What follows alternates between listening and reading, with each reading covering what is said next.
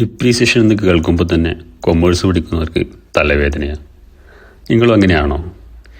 എന്നാലും തലവേദന ഒന്ന് മാറ്റിയാലോ?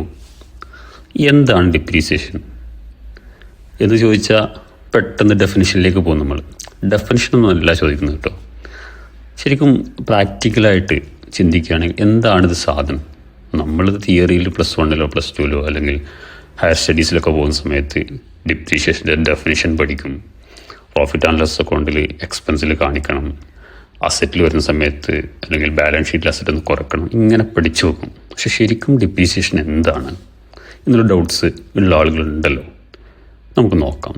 ഞാൻ ചെറിയ എക്സാമ്പിളിലൂടെ പറയാം. നമ്മളൊരു സ്ഥാപനം നടത്തുകയാണ്. എക്സാമ്പിൾ പറയുകയാണെങ്കിൽ ഒരു റൈസ് ഫ്ലോർ മില്ല് നടത്തുകയെന്ന് കരുതുക. അതിനകത്ത് നമുക്ക് മെഷീനറി വേണം അല്ലേ, റൈസൊക്കെ പൊടിക്കാൻ വേണ്ടിയിട്ടില്ലേ. നമ്മുടെ സ്വന്തം ബിൽഡിങ്ങും സ്വന്തം ലാൻഡും എന്ന് കൂടി കരുതിക്കോളും. നമ്മുടെ ലാൻഡിനകത്ത് നമ്മുടെ ബിൽഡിങ്ങിലാണ് നമ്മൾ റൈസ് ഫ്ലോർ മില്ല് നടത്തുന്നത്. അപ്പോൾ ജസ്റ്റ് നമുക്കവിടെ ലാൻഡ് എന്നുള്ളൊരു അസറ്റ് ഉണ്ട്, ബിൽഡിംഗ് എന്നുള്ള അസറ്റുമുണ്ട്, അതിനകത്തുള്ള മെഷീനറീസ് നമ്മുടെ അസറ്റാണ്. ഞാൻ അസറ്റ് മാത്രം എടുത്ത് പറയുന്നത് ഡിപ്രീഷിയേഷൻ എപ്പോഴും നമ്മൾ കാൽക്കുലേറ്റ് ചെയ്യുന്നത് തമ്മിലാണ്, ഫിക്സഡ് അസറ്റിൻ്റെ മുകളിലാണ്. അത് ഡീപ്പിലേക്ക് ഞാൻ പോകുന്നില്ല, ഡിപ്രീസിയേഷൻ മാത്രം കവർ ചെയ്ത് പോകും. അപ്പോൾ നമുക്കവിടെ മെഷീനറി ഉണ്ട്, ബിൽഡിംഗ് ഉണ്ട്, ലാൻഡ് ഉണ്ട്. ഇനി എല്ലാത്തിനും ഒരു വാല്യൂ ഉണ്ടാവുമല്ലോ. മെഷീനറി നമ്മൾ വാങ്ങിച്ചത് ഏതാണ്ട് 30 ലക്ഷം രൂപയ്ക്കാണ് കരുതിക്കോളൂ.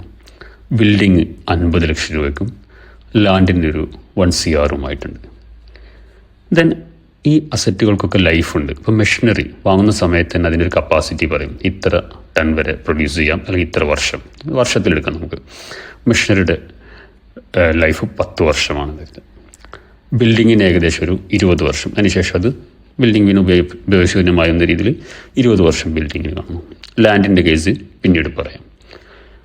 ഓക്കെ, ഇങ്ങനെ മെഷീനറിയുടെ വാല്യൂ 30 ലക്ഷവും 10 വർഷമാണ് അതിൻ്റെ ആയുസ്സെങ്കിൽ അതിനെ നമ്മൾ എന്ത് ചെയ്യുന്നു?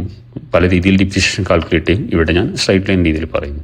30 ലക്ഷത്തെ 10 വർഷം കൊണ്ട് ഡിവൈഡ് ചെയ്യുമ്പോൾ ഏതാണ്ട് 1 വർഷത്തേക്ക് 3 ലക്ഷം രൂപയാണ് മെഷീനറിക്ക് വേണ്ടി നമ്മൾ ഇൻവെസ്റ്റ് ചെയ്യുന്നത്. അതേപോലെ ബിൽഡിംഗ് ആണെങ്കിൽ 50 ലക്ഷം വിലയുള്ള ബിൽഡിങ്ങിന് 20 വർഷമാണ് ലൈഫെങ്കിൽ 2.5 ലക്ഷം രൂപയാണ് നമ്മൾ എന്ത് ചെയ്യുന്നത്? 1 വർഷത്തേക്ക് വേണ്ടി ഇൻവെസ്റ്റ് ചെയ്യുന്നത്. അപ്പോൾ ഇങ്ങനെയാണ് നമ്മൾ ഡിപ്രീസിയേഷൻ കാണുന്നത്. ഇനി എന്താ ചെയ്യുന്നത്?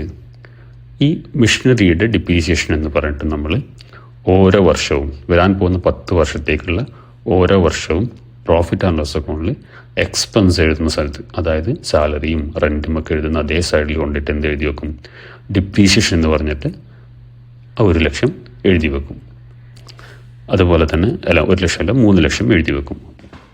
അതുപോലെ തന്നെ ഡിപ്രീസിയേഷൻ ഓൺ ബിൽഡിംഗ് എന്ന് പറഞ്ഞിട്ട് എത്രയാണ് വരുന്നത് വെച്ചാൽ 2.5 ലക്ഷം നമ്മൾ കാൽക്കുലേറ്റ് ചെയ്യും. ആ 2.5 ലക്ഷം ഇതുപോലെ profit and loss account debit സൈഡിൽ മറ്റ് എക്സ്പെൻസുകളുടെ കൂടെ എഴുതി വെക്കും.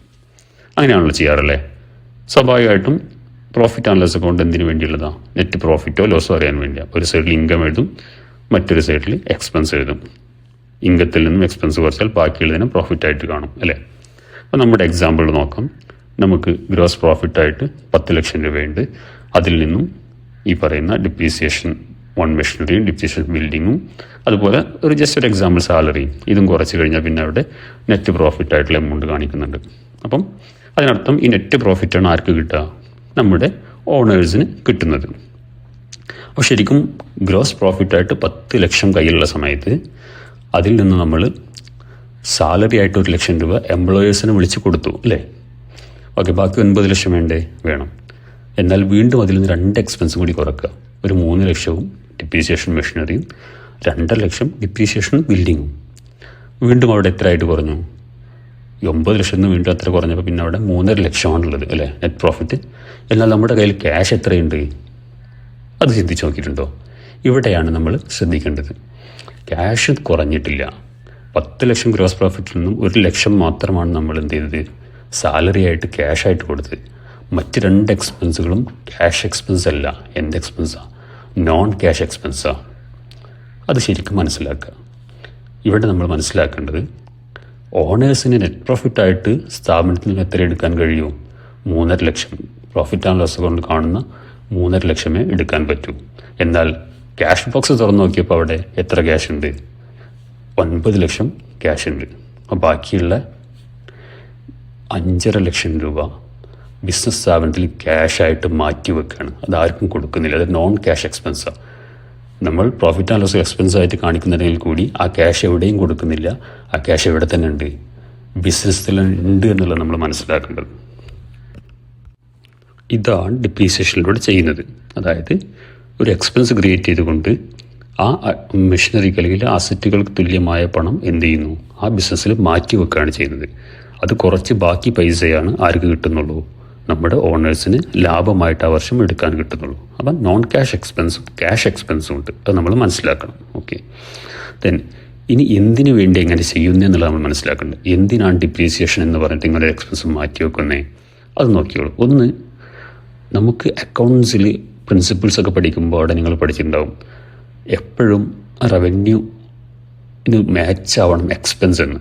നമ്മളൊരു വർഷം ജനറേറ്റ് ചെയ്യുന്ന എക്സ്പെൻസുകൾ ആ വർഷത്തെ റവന്യൂവിന് മാച്ച് ആവണമെന്ന്. ഓക്കെ, അതായത് 10 ആൾ പണിയെടുക്കുമ്പോൾ അവർക്ക് ശമ്പളം കൊടുക്കുന്നു. അതുപോലെ നമുക്ക് വേണ്ടി മെഷീനറീസ് പണിയെടുക്കുമ്പോൾ ആ മെഷീനറീസിന് ഒരു എക്സ്പെൻസ് ഉണ്ടല്ലോ, അത് നമ്മൾ കാണിക്കണം. അത് കാണിച്ചില്ല എങ്കിൽ അവിടെ പ്രോഫിറ്റ് കറക്റ്റ് ആവില്ല. അപ്പോൾ ആളുകൾ പണിയെടുക്കുന്ന പോലെ തന്നെ മെഷീനറി പണിയെടുക്കുന്നുണ്ട്. അപ്പോൾ അതിനും ഒരു എക്സ്പെൻസ് ആയിട്ട് അത് ട്രീറ്റ് ചെയ്യുക എന്നുള്ളതാണ് ജസ്റ്റ് എക്സാമ്പിളായിട്ട് പറയുന്നു. ഓക്കെ, അതുപോലെ തന്നെ എപ്പോഴും ഓരോ വർഷവും നമ്മുടെ അസറ്റിൻ്റെ വാല്യൂ കുറയുന്നത് ട്രൂ ആയിട്ട് കാണിക്കണം ബുക്സ് ഓഫ് അക്കൗണ്ട്സിൽ. വാങ്ങിക്കുന്ന സമയത്ത് 10 ലക്ഷം രൂപയുള്ള അസറ്റ് 10 കൊല്ലം കഴിയുമ്പോൾ അതേ 10 ലക്ഷം കാണിച്ചാൽ ശരിയാവും? ഇല്ലല്ലോ. നമ്മളൊരു മെഷീനറി വാങ്ങിയാൽ ഫസ്റ്റ് ഇയറിൽ അതിന് 10 ലക്ഷമാണ്, 2 കൊല്ലം കഴിഞ്ഞത് വിൽക്കുമ്പോൾ ചിലപ്പോൾ 6 ലക്ഷം 7 ലക്ഷം കിട്ടുന്നുള്ളൂ. അപ്പോൾ ആ ട്രൂ വാല്യൂ വേണം എന്തിൽ കാണാൻ, ബാലൻസ് ഷീറ്റിൽ കാണാൻ. അപ്പോൾ നമ്മളൊരു വർഷം ഡിപ്രീസിയേഷൻ എന്ന് പറഞ്ഞിട്ട് എത്രയാണ് എഴുത്തുള്ളത്, ബാലൻസ് ഷീറ്റിലേക്ക് വരുന്ന സമയത്ത് അസറ്റിൻ്റെ വാല്യൂവിൽ നിന്ന് കുറച്ച് ബാക്കിയാണ് അസറ്റായിട്ട് കാണിക്കുന്നുള്ളൂ. അപ്പം ട്രൂ വാല്യൂ കാണിക്കുക എന്നുള്ളതാണ്. മൂന്നാമത്തെ കാര്യം, ഏറ്റവും പ്രധാനപ്പെട്ടത്, ഈ മാറ്റിവെക്കുന്ന ഫണ്ട്, ഇപ്പോൾ നമ്മൾ മെഷീനറിക്ക് വേണ്ടി 3 ലക്ഷം ഒരു വർഷം മാറ്റി വെക്കുമ്പോൾ 10 വർഷം ആകുമ്പോഴേക്കും അത് 30 ലക്ഷമായിട്ട് മാറി. 10 വർഷം കഴിഞ്ഞാൽ മെഷീനറിയുടെ പ്രവർത്തനം നിലക്കുന്ന സമയത്ത് അവിടെ ആ മെഷീനറി റീപ്ലേസ് ചെയ്യണം. പിന്നെ റീപ്ലേസ് ചെയ്യാൻ വേറെ ഫണ്ട് തിരഞ്ഞു പോകേണ്ടതില്ല. ഓൾറെഡി ഇവിടെ എന്താണ്, നമ്മൾ മാറ്റിവെച്ച ഫണ്ട് ഉണ്ട്. ആ ഫണ്ട് എടുത്ത് നമുക്ക് എന്ത് ചെയ്യാം, ആ അസറ്റ് റീപ്ലേസ് ചെയ്യാൻ പറ്റും. ദെൻ അതുപോലെ തന്നെ മറ്റൊരു പോയിൻ്റാണ് ഓവർ സ്റ്റേറ്റ്മെൻറ്റ് ഓഫ് പ്രോഫിറ്റ്. നമ്മളിങ്ങനെ ഡിപ്രീഷിയേഷൻ കാണിച്ചിട്ടില്ല എങ്കിൽ നമ്മളെ പ്രോഫിറ്റ് കാൽക്കുലേഷൻ കറക്റ്റ് ആവില്ല. നമ്മൾ വലിയ പ്രോഫിറ്റ് ഷെയർ ഹോൾഡേഴ്സിന് കൊടുക്കും.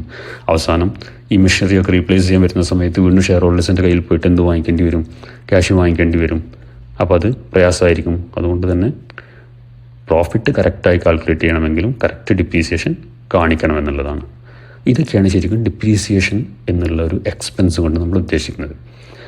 കുറഞ്ഞ സമയം കൊണ്ട് കുഴപ്പമില്ലാത്ത രീതിയിൽ എക്സ്പ്ലെയിൻ ചെയ്തൊന്ന് മനസ്സിലാക്കും. ഇനി ഒരുപാട് കാര്യങ്ങൾ ഇതിനകത്തുണ്ട്. അഡ്ജസ്റ്റ്മെൻറ്റ് വരുന്നുണ്ട് ഡിപ്രീസിയേഷൻ, ഫൈനൽ അക്കൗണ്ട്സ് ഒക്കെ ചെയ്യുന്ന സമയത്ത്. ഇത് ഏറ്റവും സിമ്പിളായിട്ടുള്ള കാര്യങ്ങളാണ് പറഞ്ഞത്. കൂടുതൽ അറിയാനും കൂടുതൽ പഠിക്കാനൊക്കെ താല്പര്യമുള്ള ആളുകൾ പേഴ്സണലി കോൺടാക്ട് ചെയ്താൽ